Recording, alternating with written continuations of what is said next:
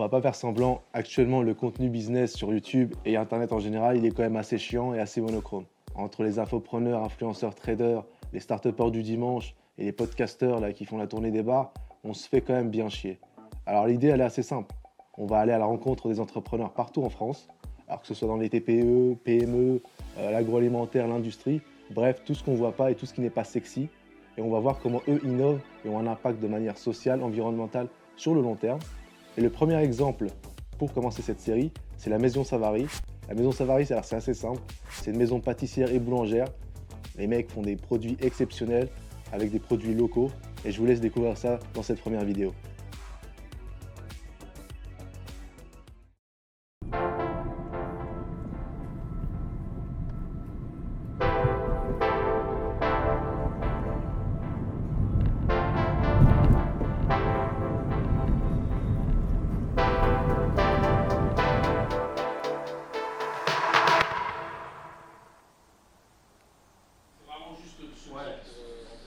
Ça, c'est un petit glitch.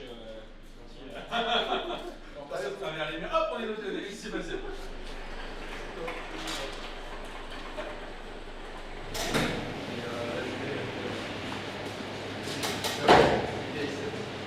On est passé de 4-5 épiceries à une centaine aujourd'hui. Et ici, en termes de personnel, de 5 personnes. Enfin, j'ai commencé tout seul à faire mes petites livraisons. Et puis là, on est 32, je crois, aujourd'hui.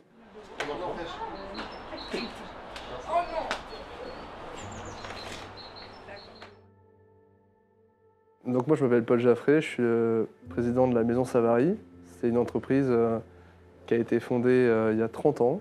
Et il y a 5 ans, j'ai moi repéré le produit grâce à ma copine, qui est Juliette Savary. Et j'ai proposé à son père de développer ça.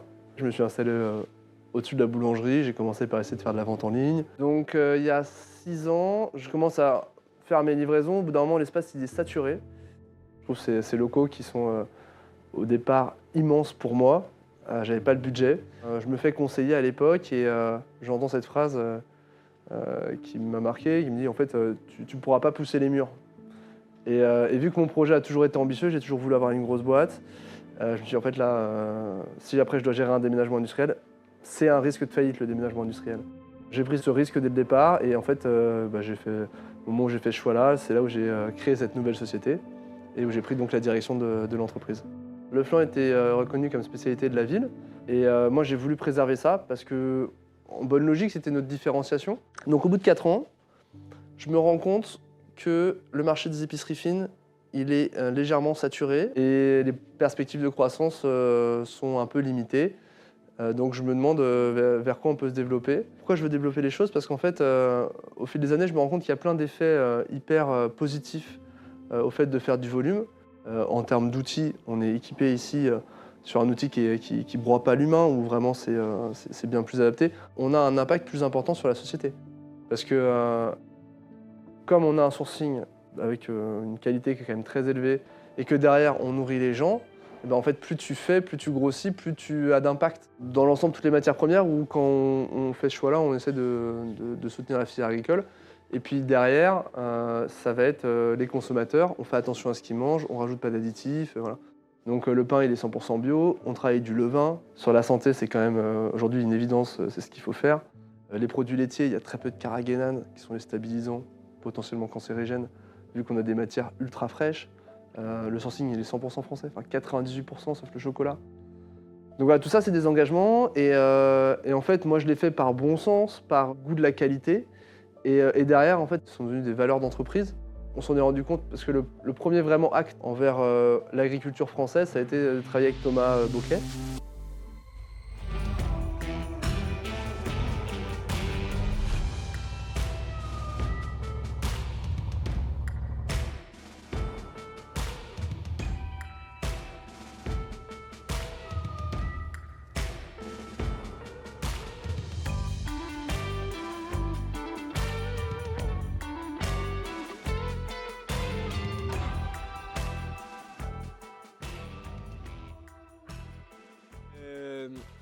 Donc bonjour, je m'appelle Thomas Boquet, je suis agriculteur à Auchy-la-Montagne. Je suis sur une exploitation de 120 hectares et une quarantaine de vaches laitières. Et j'ai une activité de vente directe en lait cru entier depuis 5 ans. C'est quoi ça? Alors ça, c'est des agrès noirs pour les perdreaux pour la chasse. Je suis installé depuis 10 ans, je suis la 4e génération sur la ferme ici. Et il y a 5 ans, j'ai développé une activité de vente directe de lait cru entier. Donc du lait cru entier que je vends sur les marchés et aussi à des pâtissiers, et notamment la Maison Savary qui est spécialisée en flan et qui me prend mon lait depuis le début.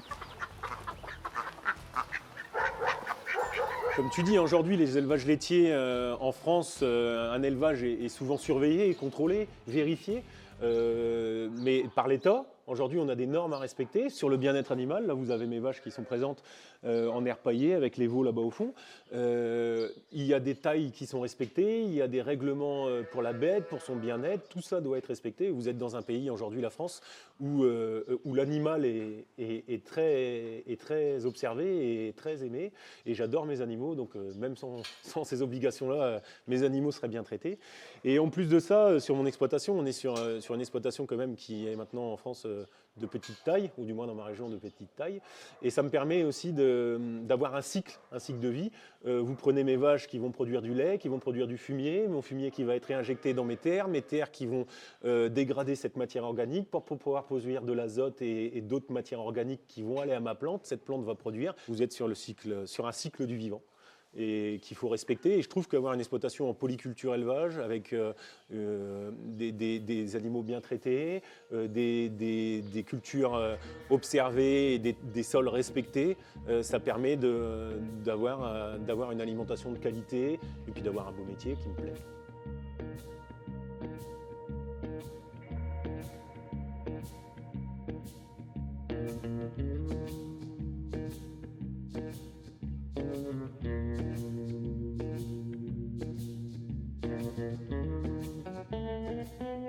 En France, on a énormément de normes et de choses à respecter. Et par notre vécu aussi, à nous, agriculteurs en France, on est sur une agriculture de qualité. On est sur des exploitations de qualité, des productions de qualité. Vous avez des pays qui n'ont pas les mêmes normes au sein de l'Union européenne que d'autres. Nous, ici en France, on est spécialisé en qualité. Tu sais que nous, on a goûté des matières premières, parce qu'on a, bien sûr, on est prospecté régulièrement par les Néerlandais, par Friesland Campina, et on a testé leur crème pour voir leur crème et leur lait pour voir ce que c'était. Et tu as une vraie différence gustative en fait. Tu te rends compte que voilà, il n'y a pas le même palais, tu n'as pas la même richesse.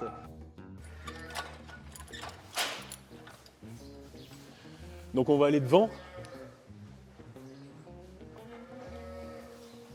Attendez, je vais refermer derrière, ça évitera qu'il se barre. Vous inquiétez pas, c'est pas dangereux. S'il y en a une qui vous embête, vous mettez un petit coup de main, elle viendra s'en aller. Et généralement c'est curieux, au bout d'un moment ils viendront autour de vous. Grâce à des contacts, on a rencontré Paul pour la Maison Savary, qui était intéressé par mon produit. Après quelques rencontres, il est venu sur l'exploitation, il a vu les vaches, on a discuté de la dimension de ma ferme et de mon projet. Ça lui a plu. Et puis après, voilà, il a goûté mon lait, ils ont essayé. Ouais, nous on a vraiment vu en fait une différence grâce au lait cru. C'est un flan, enfin comme c'est un lait cru entier, il a une DLC courte. Donc c'est une DLC de 5 jours après analyse, etc. Qui a été une petite contrainte pour la Maison Savary parce qu'ils ont dû apprendre à gérer des DLC un peu plus courtes et leur stock. Par contre, pour la qualité du produit, c'est très bon parce que en fait, moi je les livre très très régulièrement, plusieurs fois par semaine, ce qui permet d'avoir un produit qui est toujours très très frais et très très bon. Et gustativement, le lait cru, c'est une expérience quoi. Ça n'a rien à voir au palais avec un lait qui a été traité.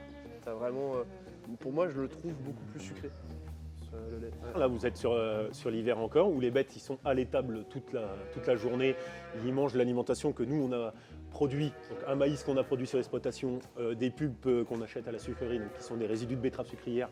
Vous avez de la luzerne produite sur l'exploitation, du foin produit sur l'exploitation, de l'orge qui est utilisé, qui est produit sur l'exploitation. Et là, vous allez avoir, à partir normalement du mois prochain, ça dépendra de la météo, la partie où ils vont sortir à l'herbe. Donc tous les jours, ils sortiront à l'herbe en pâture pour manger de l'herbe fraîche. Et ça va aussi changer justement la qualité du lait, le goût du lait. Tout ça va changer un petit peu, mais c'est ça le vivant. Après, travailler avec la Maison Savary, ça m'a apporté beaucoup. Ça m'a apporté une meilleure valorisation de mon lait qu'à la laiterie normale.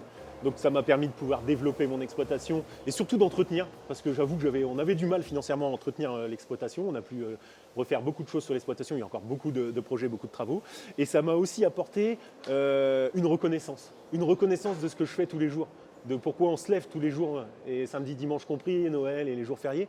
La reconnaissance d'un bon produit, d'une qualité de mon travail, et une reconnaissance, on me le dit, on dit qu'il est bon. Le fait que le flan Savary soit reconnu et connu et vendu sur tout le territoire, eh ben ça me permet ça me rend fier.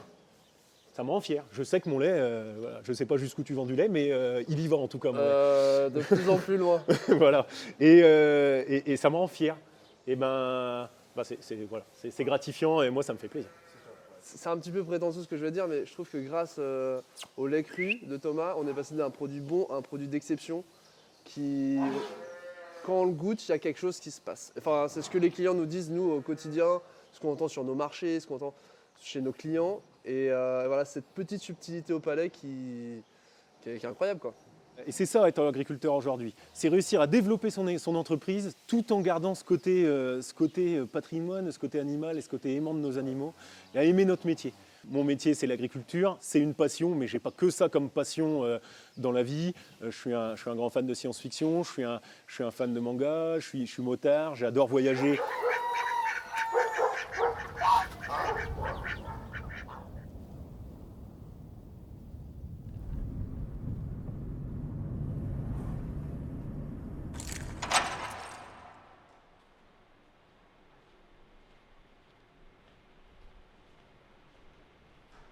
On n'est pas dans le prestige, on n'est pas une pâtisserie parisienne de finesse. On est plus dans la pâtisserie familiale haut de gamme, des goûts simples, avec des bons produits laitiers, du bon chocolat, vraiment du produit familial pour le dimanche, un gâteau que tu partages, voilà, un plaisir un peu régressif. Aujourd'hui, je vends 30% de mes flux vers la vente en direct et 70% vers les professionnels. L'écart va s'accentuer. On explore de nouveaux marchés. Aujourd'hui, on se rend compte que sur l'hôtellerie de luxe, il y a vraiment une grosse demande. Pour les professionnels, on fait du frais et du surgelé. Pour l'hôtellerie, par exemple, ils ne peuvent travailler qu'en surgelé. Pour l'épicerie, on fait du frais. Pour le surgelé, en fait, du coup, potentiellement, on peut s'étendre pas à l'infini, mais on n'a plus la limite géographique. Sur le frais, tu as une date limite de consommation qui est très courte, qui fait que tu es très vite bloqué. Donc c'est pour ça que j'ai voulu aussi entamer cette transition sur le surgelé.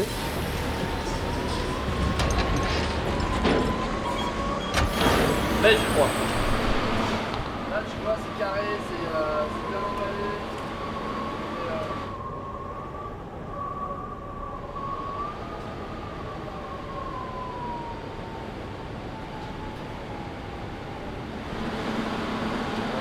Ça arrive comme ça. Là, on l'a protégé avec un opercule. C'est bon ?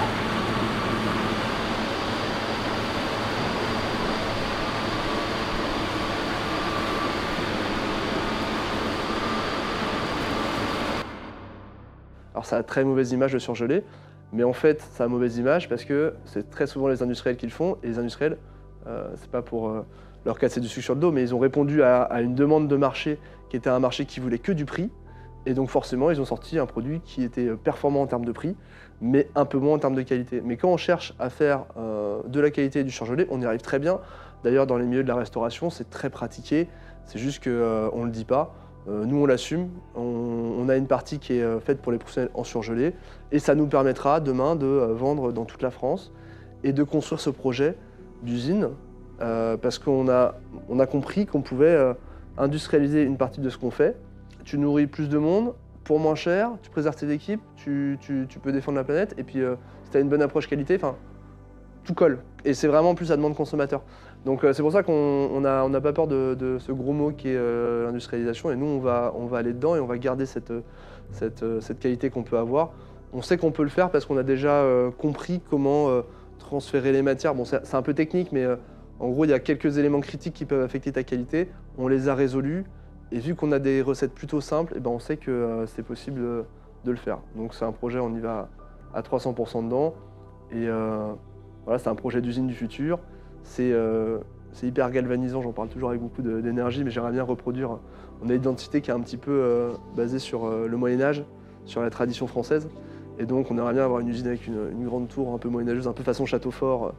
Quand j'étais petit, je dessinais plein de châteaux forts et je pense que ça m'est resté. Peut-être qu'il y avait un truc qui venait de là. Donc j'imagine voilà, une usine un peu façon tu rentrerais avec des grands vitraux, sur les vitraux. Donc on irait chercher des artisans français pour nous faire ces vitraux-là. On pourrait parler de nos valeurs, de la qualité. Il y a des pas qui tombent. On pourrait parler de la qualité, on pourrait parler des valeurs de respect, d'entraide, enfin voilà, à la fois des valeurs managériales qu'on a ici et puis aussi des valeurs liées à nos produits. Donc je verrais bien une entrée comme ça avec des vitraux et puis une vue totalement dégagée sur tout l'outil de production parce qu'en fait on n'a rien à cacher. C'est pas parce qu'on utilise de l'équipement industriel qu'on fait de la merde quoi. Voilà, donc on veut être transparent avec nos clients et pas qu'on ait ce discours de maintenant vous êtes industriel c'est moins bien. Non, les produits, ne vous inquiétez pas, on va toujours travailler avec Thomas Boquet. Si on arrive à faire ça, c'est une coopérative laitière qui va se monter où on achète le lait bien plus cher que le prix marché. Mais tant mieux, si on peut se le permettre. Voilà. Donc on va valoriser mieux leurs produits, peut-être même sur les œufs.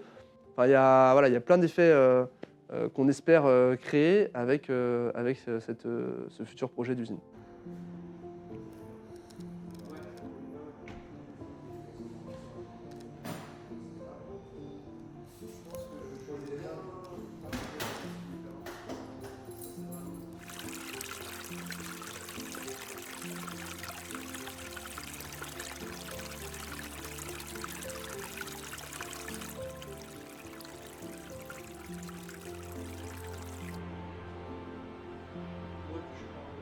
Je veux une usine sexy, qui donne envie aux jeunes d'aller travailler. Parce que aujourd'hui, ce qui va faire notre différence, c'est cette capacité à attirer la nouvelle génération. Moi, je veux que des gens qui partagent ces valeurs-là, qui ont envie de mieux nourrir, qui comprennent que c'est un vrai défi d'aller chercher des matières premières ultra fraîches, qu'on s'embête à faire des choses techniques pour avoir une bonne qualité pour nos clients. Il faut que les gens qui travaillent ici, ils comprennent qu'il y a du sens. Il faut que les gens aient envie de partager ce sens-là. Et donc voilà, pour revenir sur mon usine, il faut aussi que ça leur donne envie. Donc on veut les meilleurs, et pour avoir les meilleurs, il faut que tout soit en cohérence, tout soit aligné. C'est pas juste avoir une usine industrielle toute morne, toute sombre. C'est que l'usine, elle donne envie, que le management donne envie, que les produits donnent envie. Enfin voilà, il faut que tout soit aligné. En fait, ça devient aussi tes collègues. Mais c'est chiant de mettre en route en fait.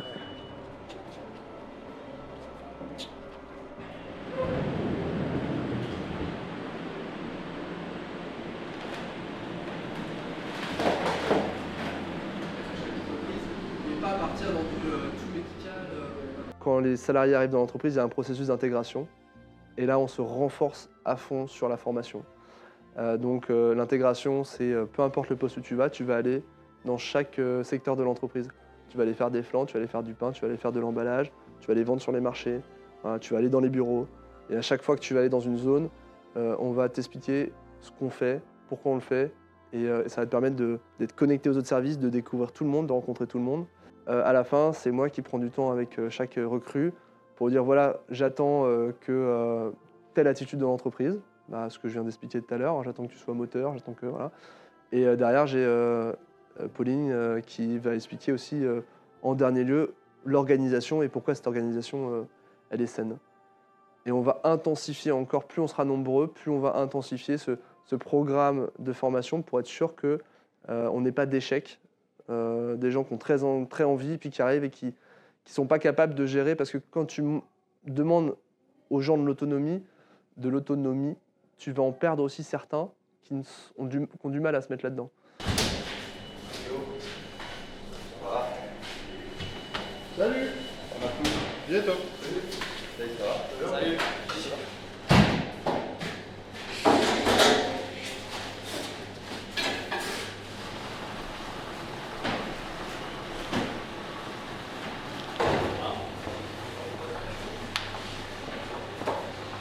Il faut gérer sa relation à la fois avec ses clients mais aussi avec ses fournisseurs parce que voilà, dans cet exemple-là, il nous a fait gagner beaucoup de temps et heureusement parce qu'on a commencé à être distribué chez lui et on s'est confronté du coup à une dynamique de gros groupes où là, tu as énormément de process de validation et tu as beau avoir un super produit, tu vas mettre 6 mois à remplir les cahiers qualité et à rentrer. Et puis au bout de 6 mois, en fait, tu arrives dans un grand hall là où tu as X personnes à qui parler, tu es une référence parmi leur catalogue, et puis une référence qu'ils ne savent pas trop vendre, parce qu'en fait, ils n'ont jamais vendu ça. Nous, on propose un truc qui sort un peu du marché quand même, des habitudes du marché surgent. Donc, en fait, ça n'a pas du tout fonctionné. Donc, j'ai perdu 1 an. Après, je me suis rendu compte que finalement, ça ne collait pas avec notre génération. On est armé aujourd'hui pour faire du direct. Et le grossiste, s'il n'est pas dynamique, moi, je l'éloigne. J'ai pas de temps à perdre. Là, on est parti à fond dans un outil qui nous a permis de faire de l'automatisation de marketing. Et là, on fait de la vente en direct et ça marche beaucoup mieux. On a un contact avec les clients. On peut les accompagner dans le processus de vente, vraiment comprendre leurs besoins. Voilà, se rapprocher de notre client final. Et du coup, on a compris quel était notre marché. Et là, on est en train de percer sur l'hôtellerie, grâce à ça. Alors que je serais resté dans l'approche grossiste, sans agilité, voilà, j'aurais attendu trop longtemps, j'aurais essayé de rentrer dans 3-4 grossistes. Et aujourd'hui, je pense que c'est très bien, on trouve notre marché, voilà, on accompagne mieux nos clients. Ça se passe quand même vachement mieux, quoi.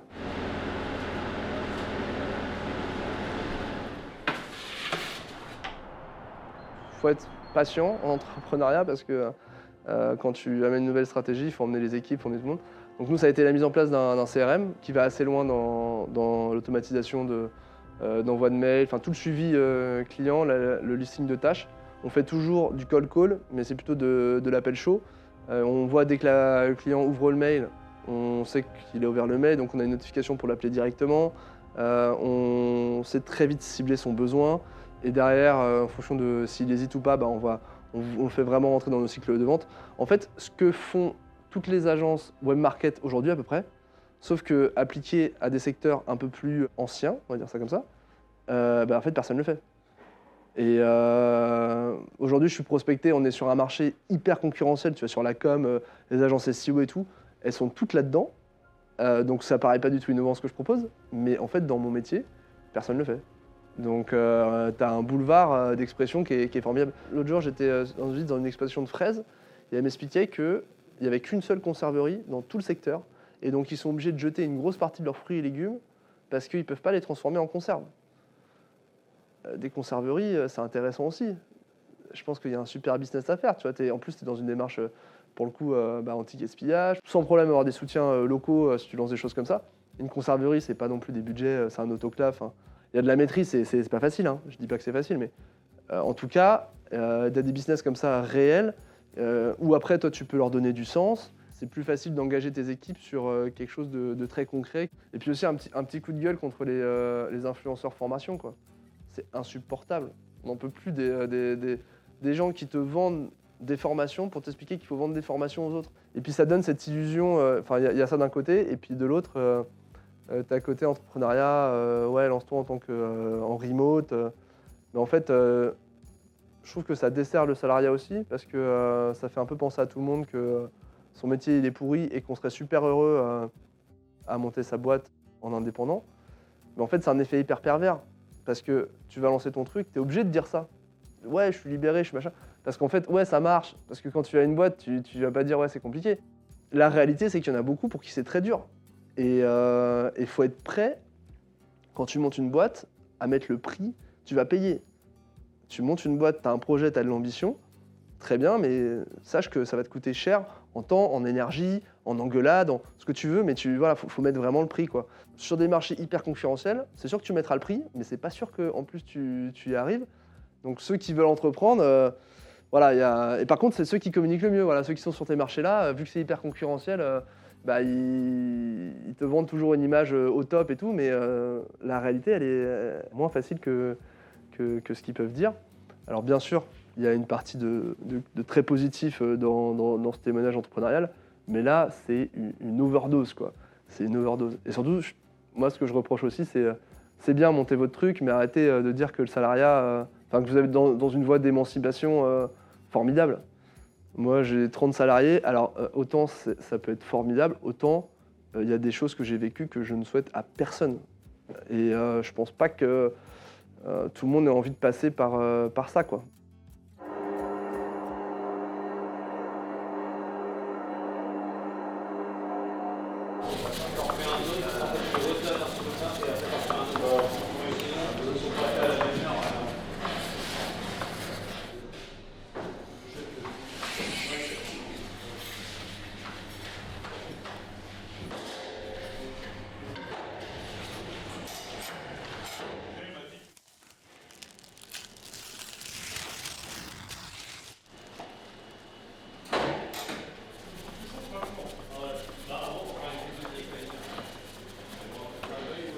Bonjour à tous, moi c'est Julien Riftorins, chef exécutif pour la maison Savary. Aujourd'hui, j'ai rejoint la maison Savary pour les valeurs qu'elle représente. Tout ce qui est sourcing local, du moins très proche au plus proche, français. Aujourd'hui, on travaille donc avec du lait cru, on travaille avec de la crème donc en coopérative et avec des œufs élevés plein air. C'est vraiment notre flanc avec ces 3 matières premières qui font vraiment la caractéristique ultra spécifique de notre produit et qui aujourd'hui, on veut le faire rayonner vraiment au monde entier. On va commencer par la France, mais on compte bien s'exporter pour faire découvrir notre super produit à tout le monde. Sur notre boulangerie, ce qu'on va apporter par rapport au luxe, c'est toute cette discipline, toute cette rigueur à avoir au quotidien et aussi impliquer toutes les équipes pour que toutes les équipes vraiment aillent dans le même sens. On a un seul but, c'est d'aller vraiment le plus loin possible, mais tous ensemble. De par mon expérience, j'ai pas mal de contacts, donc je leur ouvre vraiment aussi mon carnet d'adresses pour qu'ils puissent voir le maximum de monde, de rencontres. C'est en faisant des rencontres aussi qu'on a des idées, qu'on arrive à avancer, qu'on arrive à faire de la recherche et développement. Donc ça, c'est ultra important. Et le but, c'est vraiment de fédérer aussi des équipes sur, vraiment sur le même sujet et sur la même vision, surtout sur la même vision. Donc le but, c'est de transmettre. Aujourd'hui, on a un métier donc manuel, mais il y a aussi tout le côté gestion des commandes, gestion de l'humain. Tout ça, le but, c'est vraiment de former aussi mes sous-chefs donc, à comment manager des équipes. Tout le monde se manage différemment et le but, c'est de faire grandir tout le monde. Un chef de partie chez nous aujourd'hui, c'est notre futur sous-chef plus tard pour quand les équipes grossiront et qu'on fera potentiellement plusieurs équipes sur toute la journée. Le but, c'est vraiment de faire grandir tout le monde. On est tous, débutants sur un sujet à un instant T de notre vie de toute façon et le but, c'est à chaque fois d'apprendre sur d'autres sujets. Pas forcément le sujet où on est perfectionné, pas forcément le sujet où on maîtrise totalement. Et justement, c'est de sortir de sa zone de confort pour pouvoir partir sur d'autres compétences et acquérir d'autres compétences qui nous sont utiles par la suite, quoi. Oui, après ça c'est vraiment, après c'est des dictons un petit peu tout faits, mais c'est vrai que voilà, tout seul on va vite, ensemble on va loin, quoi. Donc c'est vrai que, mais pour le coup c'est un vrai, ça se ressent vraiment où on est parti quand même d'une équipe où chacun travaillait pour soi et chacun travaillait dans son coin, où là maintenant vraiment tout le monde s'entraîne, tout le monde regarde ce que fait son voisin et du coup ça permet aussi une belle cohésion d'équipe et vraiment quand quelqu'un est en galère, attends je vais t'aider parce que là je le vois que c'est dur, donc on y va ensemble. Et pour le coup, ça fédère aussi, ça fédère les équipes, quoi. Même entre elles. Pas que par rapport à nous, mais même entre elles, elles s'entraident, quoi. Quand on n'est pas là, je sais que quand on n'est pas là, ils s'entraident aussi entre eux. Ah, attends, t'as pensé à ci, t'as fait ci, t'as comme ça, t'as comme ça. Ah ok, c'est cool, bon, on y va, voilà, c'est fini, cool, quoi. L'aventure entrepreneuriale, il faut déjà voir qu'elle ne commence pas ici. Il y a eu avant d'autres échecs. J'ai eu 2 boîtes avant où ça n'a pas fonctionné, où des moments où je me suis retrouvé vraiment en bas, quoi, à me dire que c'était pas fait pour moi, que j'étais nul, des grosses crises de confiance. Et dans cette entreprise, j'ai eu des embrouilles familiales, des départs des fois, beaucoup de nuits sans sommeil. Le dernier événement, j'ai perdu 10 kilos en l'espace de 6 mois parce que je dormais plus. Donc des fois, c'est physique, quoi. Physiquement, t'es vraiment affecté, quoi. Je sens d'ailleurs que... voilà. Après, ça m'a conforté. Aujourd'hui, je suis très bien dans mon rôle. Je me sens bien dans mon rôle de patron. J'apprécie ce que je fais parce que je suis passé aussi par ces étapes dures. C'est le chemin, quoi. C'est le chemin naturel. C'est pour ça que je dis que c'est obligé, de toute façon. Si tu as de l'ambition, tu veux devenir un patron, être respecté et que ça avance, dans ton chemin personnel, tu vas être confronté de toute manière à de la violence pour apprendre à grandir. Du coup, c'est obligé que à un moment, tu vas te manger, tu vas te prendre une marche. Et voilà, plus ça sera gros, plus ta marche, elle sera violente. Les startups qui passent qui lèvent 300 millions d'euros, qui passent de 0 à 500 salariés, les gars qui gèrent ça, mais j'ai pas envie d'être à leur place, hein. Parce que moi, passer de 0 à 30, déjà, heureusement que j'ai eu toutes ces étapes-là, étape à 5, à 10, à 20, à chaque fois, tu changes vraiment ta manière de gérer, et tu apprends des choses sur toi-même, tu te rends compte que tu n'es pas bon là-dessus, tu dois vraiment, tu es dans un site d'amélioration continue, mais passer de 0 à 500, tu n'as pas le temps, en fait. Et donc, d'un seul coup, tu as beaucoup d'argent, tu es noyé dans la formation, dans la pression, tes actionnaires en plus. Enfin, les gars, pour gérer mentalement un truc comme ça, accroche-toi, quoi. Accroche-toi. Donc, bravo à ceux qui ont réussi à lever des fonds et derrière à transformer, mais il faut se dire que c'est pas des histoires... je pense qu'en parlant avec n'importe lequel, il va t'expliquer à quel point il en a chié, et ils ont mis le prix, tout le monde met le prix, quoi.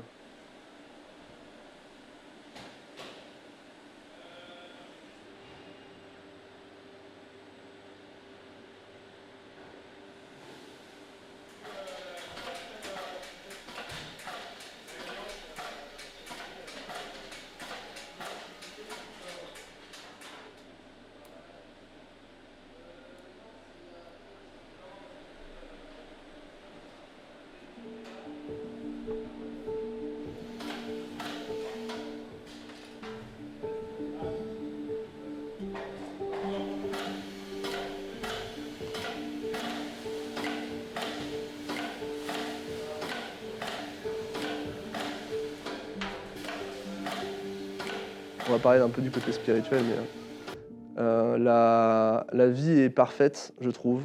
La souffrance sert à comprendre le bonheur. Il y a toujours une dualité des choses. Et donc, tu peux pas avoir la réussite sans connaître, on va pas dire l'échec, mais tu vois, les choses doivent s'affronter parce que dans ta réussite, tu as des choses que tu as besoin de comprendre et pour les comprendre, tu as besoin d'avoir l'échec. J'avais une phrase là, que j'aime bien, que j'ai écrite là-bas. J'ai demandé de la force et Dieu m'a donné des difficultés à surmonter.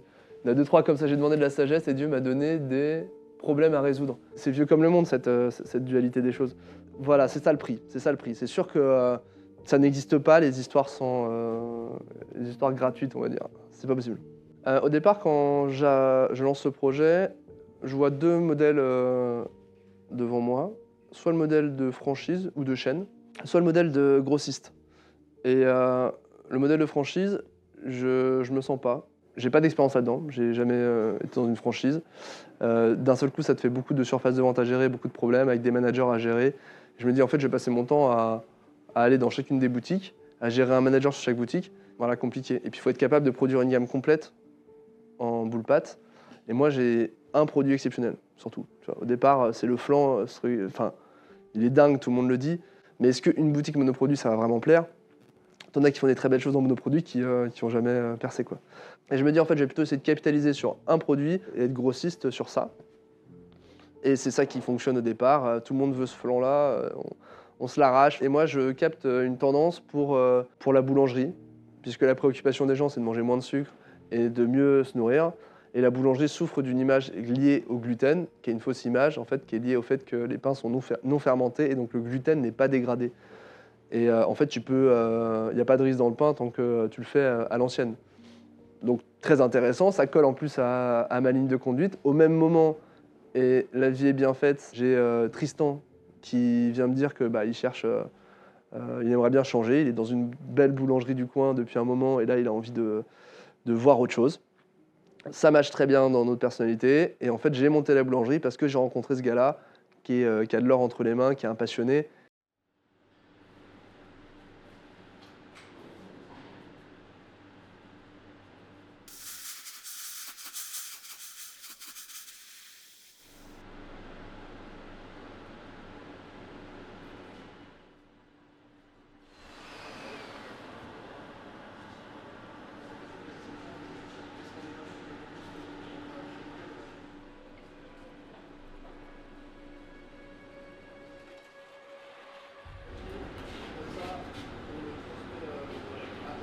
Alors du coup, pour la démarche 100% levain, moi au début j'ai commencé à travailler le pain au levain depuis au moins, je dirais 12 ans.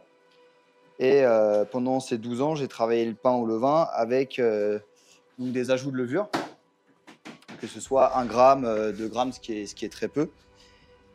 Et en fait, je me suis rendu compte que le pain au levain, quand on y ajoute de la levure, on n'a pas du tout le même rendu. En fait, c'est comme une assurance. Sauf que le problème de cette assurance, c'est génial en termes de résultats. Mais par contre, sur les aspects nutritionnels, ça développe beaucoup moins d'aspects nutritionnels qu'un pain 100% levain. Un pain 100% levain, il va dégrader le gluten. Donc pour tous les gens qui sont intolérants au gluten, ça peut justement leur permettre de manger du pain plus facilement, une meilleure digestion. Derrière, c'est pareil pour les sucres. Donc quand on fait du pain 100% levain, on va avoir une dégradation des sucres qui va baisser l'indice glycémique. Ça, c'est génial pour les gens qui ont des problèmes de glycémie. Mais l'intérêt, il va surtout être nutritionnel. Et c'est sur ça qu'on veut mettre l'accent. C'est le côté nutritionnel. Et deuxièmement, forcément, la conservation. Donc, on aura des pains qui vont se conserver entre 5 à 7 jours selon les pains. Et moi, pourquoi ça m'a passionné? Parce que le pain 100% levain, c'est un défi de tous les jours. Donc, on n'a jamais le même résultat. On est obligé de toujours se remettre en question. Le pH, la pousse qui est différente. C'est vraiment une manière de faire le pain et une approche qui est très importante pour moi et qui m'a pris aux tripes depuis 2 ans. Alors que pourtant, j'avais 12 ans de boulangerie avant quand même. Et là, à l'heure actuelle, on se rend compte, et je pense que les gens aussi commencent à se rendre compte, le pain, c'est nutritionnel. C'est pas quelque chose qui fait grossir. Et c'est tous les aspects qu'on recherche avec le levain. Donc, on a un gain de conservation, un gain nutritionnel, un gain esthétique. Ça, c'est pour nous les boulangers. C'est ça. Mais voilà, ça remplit toutes les cases en fait. Ok. Mais par contre, c'est énormément de travail, de la recherche. Ça fonctionne pas tous les jours et il faut se remettre en question. Ouais, ok. Et je pense que quand je dis se remettre en question, c'est dans le métier global en boulangerie. D'accord. Et c'est sans mettre l'accent sur des personnes qui ont dit on travaille à la levure. Je dis pas que c'est un mauvais travail à la levure. Je dis juste qu'en tout cas, moi, dans ma manière de faire le pain et dans l'entreprise Savary, c'est exactement la même chose. On a besoin de voir d'une autre façon et nourrir les gens différemment. Donc ici, on va avoir la pièce maîtresse du laboratoire pour la fermentation. C'est le levain. Donc comme je l'expliquais tout à l'heure, c'est par rapport surtout au gluten. Donc ici, comme on peut le voir, ça s'arrache très facilement. Donc ça, c'est parce que le levain, il a travaillé et du coup, le gluten se casse tout seul. Donc c'est exactement le même principe que dans la digestion. Donc ici, à l'inverse, on va avoir une pâte qui est très élastique. Ça, c'est une pâte qui n'a pas été fermentée encore. Donc le levain est très élastique. Donc c'est ce qui pose des problèmes justement dans la digestion. C'est que sans le levain, ce côté élastique, on va le garder. Donc la digestion sera plus lente et ce qui peut provoquer des problèmes justement par la suite. Et grâce au levain, ça va nous créer une prédigestion. Donc le levain, grâce à des fermentations plus ou moins longues, va détruire le gluten en partie, pas entièrement bien sûr, en partie, et va dégrader les sucres également, ce qui va favoriser une digestion. Donc là ici, on va mesurer le pH donc sur les baguettes. Car vu qu'on fait des baguettes 100% levain, le pH, ça va nous permettre de se situer dans la fermentation. Donc en gros, ça permet de mesurer notre acidité, ce qui va nous permettre de savoir est-ce que notre pain a trop de goût ou pas assez, et également mesurer à quel point on a dégradé le gluten.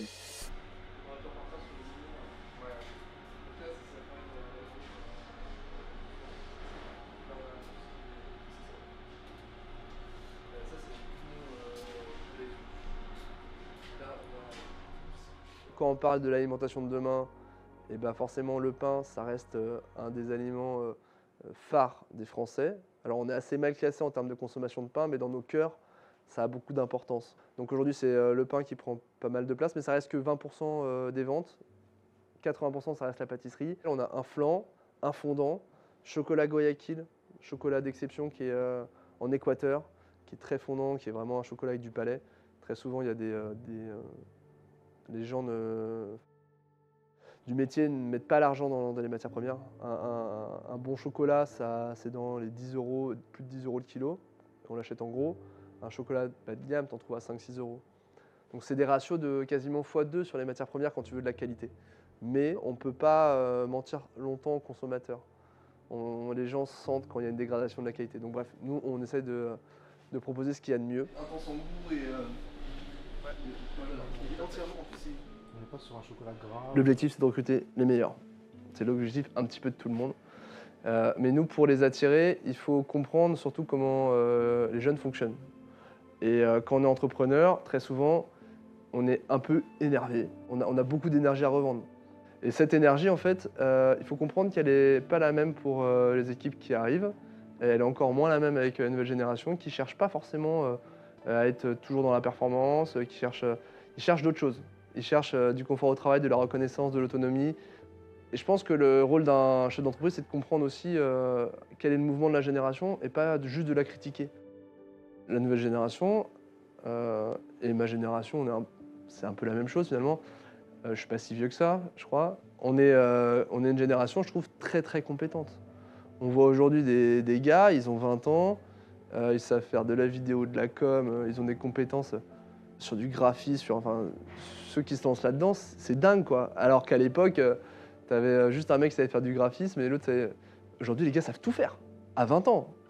Ok, ils vont peut-être pas bosser 70 heures par semaine, mais si le gars il sait tout faire et qu'il réfléchit bien, en 35 heures, il va te faire ce que d'autres mettraient 2 fois plus de temps à faire. Et la nouvelle génération a cette intelligence de penser des fois autrement sa performance, et tant mieux. Voilà, donc il y a des belles opportunités à aller chercher là-dedans. Pour repartir un peu sur le management, nous, ce qu'on leur offre ici, ça va dans ce sens-là. Donc c'est un super cadre de travail et on va encore l'améliorer. Mais voilà, là, on est dans la salle de pause. Il y a une ambiance sympa. Derrière, il y a la salle de sport. On est en train de construire un château parce qu'on est dans cette ambiance moyenâgeuse. Donc on va faire des beaux bureaux pour toutes les équipes. Normalement, les boulangers ou les pâtissiers, ils bossent du mardi au dimanche. Là, c'est du lundi au vendredi. Enfin, rien à voir avec ce que les autres peuvent proposer. Le management participatif, c'est hyper intéressant. C'est souvent confondu avec un management qui serait dans la tolérance, mais en fait, il n'y a rien à voir. Le management participatif, c'est comment on tire le meilleur de chaque individu et comment on se met ensemble pour avancer. C'est parce que, en fait, la problématique de base de l'entreprise, c'est des managers qui tirent leurs équipes, le directeur qui... Enfin, normalement, tu n'as pas à tirer tes managers s'ils font bien leur boulot, mais qui doit quand même aussi tout tirer par la suite. Et en fait, tout le monde tire, et à tirer, tu te fatigues, tu vois. Et l'idée, c'est en fait comment tu fais en sorte que chacun de tes salariés soit moteur, fasse pousser les choses, fasse avancer les choses, te propose des idées. Quand il voit un problème, il dit pas « il y a un problème », il dit « ah bah il y a un problème, mais j'ai une solution ». Et le manager, quand il voit quelqu'un qui fait une connerie, c'est pas « je t'engueule », c'est « attends, comment on va réfléchir pour que tu refasses pas cette connerie » ou « pourquoi tu l'as fait ». J'essaie de vraiment comprendre. Et alors ça veut dire changer toute ta tournure de phrase quand tu poses des questions pour pas poser des questions fermées. Il faut vraiment beaucoup se remettre en question en termes de management pour être capable de passer sur un management participatif.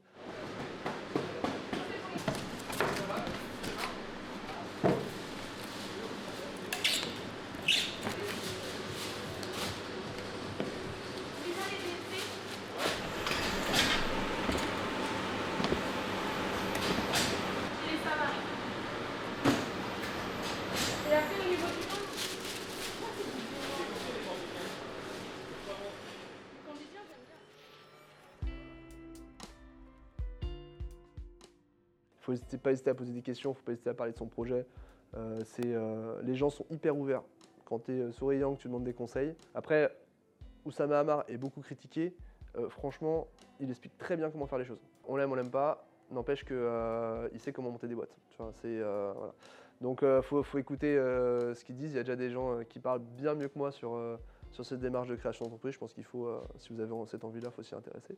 Sur les ambitions de l'entreprise, donc, on a fait 27% de croissance l'année dernière, ce qui est bien parce que c'était une année très très complexe. Et là, j'aimerais bien qu'on fasse 30 à 40% cette année, ce qui est très ambitieux parce qu'à chaque fois que plus tu as de chiffres, plus c'est compliqué de marcher en pourcentage. Si on n'arrive pas à faire ça, enfin, il faut qu'on y arrive plutôt pour être capable de déployer le projet d'usine. Le projet d'usine est bien plus important, c'est un projet à plusieurs millions d'euros. Et donc, il faut qu'il y ait du volume de clientèle derrière. Et donc, en faisant attention à mes coûts, en contrôlant ça, je me suis rendu compte que le pain, c'est pas rentable. Donc, le calcul de base dans l'artisanat, c'est tu prends ton coût matière première, ce qui est assez facile à faire. Ta farine te coûte 1 €. Tu prends une baguette qui fait 300 grammes, donc tu en as pour 30 centimes, et tu multiplies par 4. Donc ça fait 1,20 €. Tu as le prix de ta tradition. Ta main d'œuvre en boulangerie, elle est plus importante que ça. Et qu'en fait, faire un x4 sur ta matière première, ça suffit pas du tout. Donc en fait, il faut être capable de prendre tous tes coûts, les diviser par chaque secteur. Et quand tu fais ce travail-là, moi je me suis rendu compte que le pain n'était pas rentable. Et je mets ma main à couper. Pourtant, dans l'imaginaire collectif de la boulangerie-pâtisserie, c'est le pain qui est rentable. Mais en fait, quand tu ramènes toutes tes charges, tu dois participer aux charges de direction, aux charges de loyer, tout confondu, et que tu fais un travail en ratio, tu n'y arrives pas. Donc aujourd'hui, on vend le pain.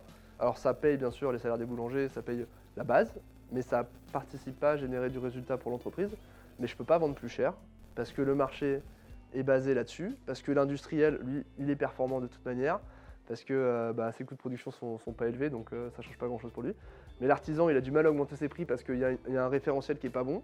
Donc le pain au chocolat chez Ange-Marie Blachère, il est à moins d'1 €. Chez l'artisan, il est à 1,20 €. Mais il devrait être à 1,50 €. Et le pain au chocolat, il devrait être à 1,70 €. Le croissant à 1,50 €. Ça devrait être, voire peut-être plus pour un vrai pain fait maison. Tu devrais peut-être venir à 1,70 et 2 euros. Ça serait pas délirant, tu vois, par rapport à la main-d'œuvre, au temps que tu y passes. C'est une vraie galère, hein, la viennoiserie. C'est pour ça que plus personne n'en fait. C'est pas rentable, en fait. Aujourd'hui, les Français, je crois que c'est le 5e pays exportateur de pâtisserie et de produits boulangers. Donc on est loin derrière les Allemands, quoi. Donc c'est dommage, quand même. Ça vient de chez nous et on est en retard. On est en retard parce qu'on n'a pas un pays qui permet d'être performant, comme d'autres pourraient l'être. Donc moi, alors je vais pas réussir peut-être à mon échelle, à des années, on rééquilibrera peut-être un petit peu la balance, mais on va le faire et essayer de le faire avec un positionnement plus premium, quoi.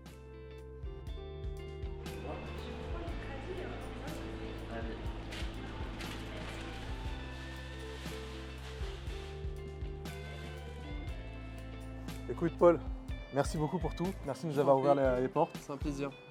Et c'était un plaisir de découvrir tout ton environnement, tout ton univers et d'avoir partagé ça avec les viewers. Et donc on espère revenir pour voir l'usine 2.0 et le château. Ouais, j'espère que vous la verrez rapidement. Merci beaucoup les gars en tout cas pour ce reportage. On te remercie. Et suivez-les sur les réseaux. Hein, essayez de... Ça va être une belle aventure, donc n'oubliez pas de liker et de partager le contenu pour leur donner de l'élan. Vous savez ce qu'il vous reste à faire. À bientôt. C'est bon. C'est bon, moi ça me va là.